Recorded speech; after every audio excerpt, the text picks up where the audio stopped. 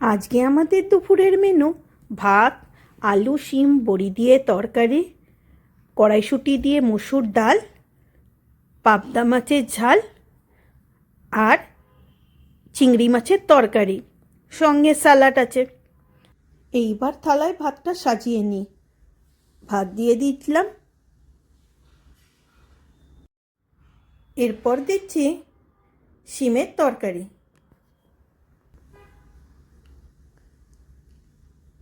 সঙ্গে স্যালাড আর এই যে বিউলির ডালের বড়া ভাজা হচ্ছিল, ভাজা হয়ে গেল, বড়াগুলো দিয়ে দিলাম, সঙ্গে দিলাম ডাল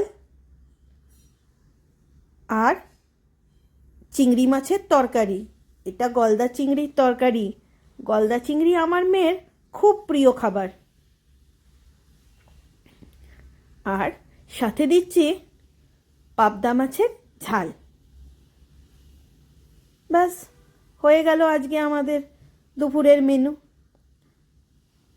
এইবার খেতে বসার পালা।